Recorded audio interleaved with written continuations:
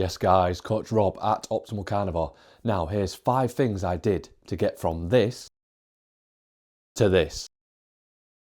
Already on the carnivore diet for 8+ years, but to manipulate things we used OMAD, tracking, fat manipulation, steps, and the lion diet. Straight away the first thing I did, I went OMAD. I was having 2 meals a day, I changed it to 1 meal a day. That was a very simple way of not having to calculate anything, change my foods, anything like that. It was just very simple. What I did was I woke up one day and thought, right, instead of eating at these set times, which I kind of had, you fall into patterns, instead of eating at like 12, 1 o'clock and then again at 6, 7 o'clock at night, I thought I'll wake up, I'll see when I'm actually hungry. So woke up and it got to 5 o'clock at night and I still wasn't hungry. So I thought, all right, well, I better eat. So I ate.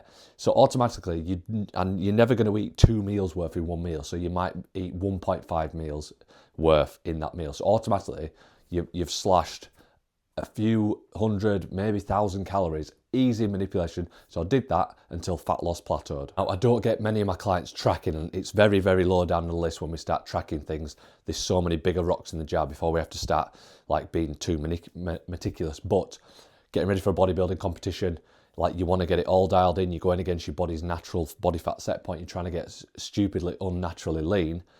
I worked out what I was having. So I was eating intuitively to follow my hunger and satiety signals. So I did that for a few days, which I'd done for years, but then with this OMAD approach, I did that. Then I thought, right, out of interest, let's work out what we're doing. Let's find the calories, the protein, and the fat. 3 variables that then we can start to tweak, which is where the fat manipulation came into practice. So we had the calories, the protein, the fat. Protein we want to keep around the same because we're trying to preserve lean tissue. So that was an easy one. So to get into a more of a calorie deficit and taking energy away, we've got that fat percentage. So fat in grams. So what I did, I just gradually ate leaner over time. So I might have started my prep at 25% ground beef or mince, all these fattier cuts of ribeyes, and then we slowly went down 20, 15, 10, 5%.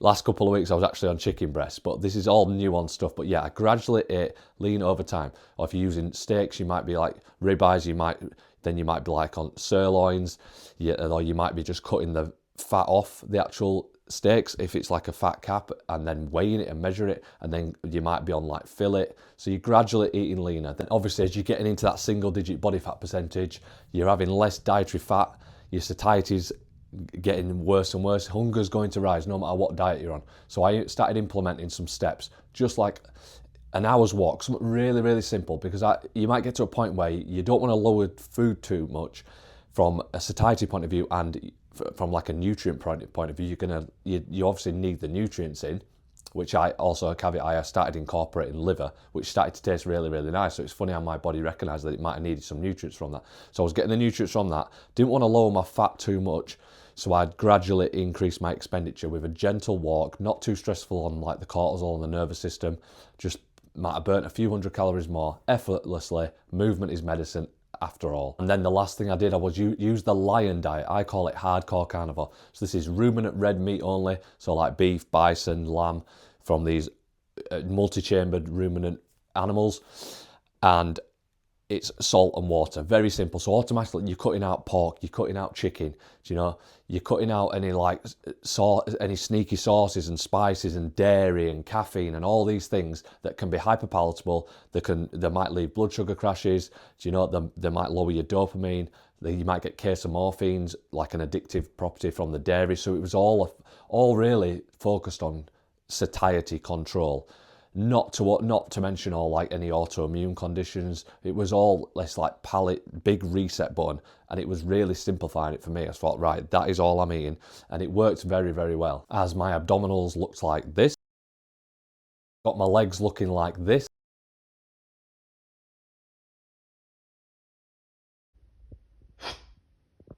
my back looked like this, but my face, which you can't control where the fat comes off, look like this. But you've got to ask yourself, is this body fat sustainable? Absolutely fucking not. Huge caveat. I don't want you doing this if it's not on your goals, not on your radar. It's not very necessarily. So there's not necessarily all. There's so many negatives of being too lean. Your thyroid starts to turn down. Do you know? It slows down. You get cold. Your testosterone starts to lower.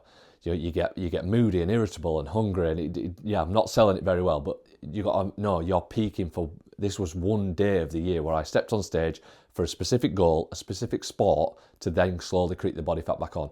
Granted, it can be a fun challenge.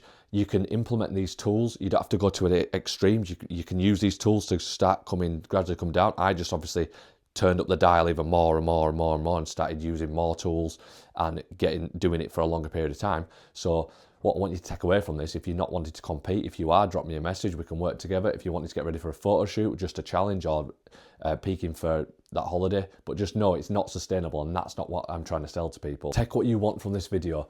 If you've hit a plateau, or if you want to go to extremes and compete on a natural bodybuilding stage, then you can implement these tools. It's more of how intense and the duration of how long you do these tools to gradually get lower body fat. And obviously a lot of it's aesthetic reasons, but it can be fun, it can be a good challenge. Hope you enjoyed this one, guys. Any questions, drop them in the comments. Please like, share, subscribe. Appreciate everyone's support. The channel's growing, my Instagram's growing.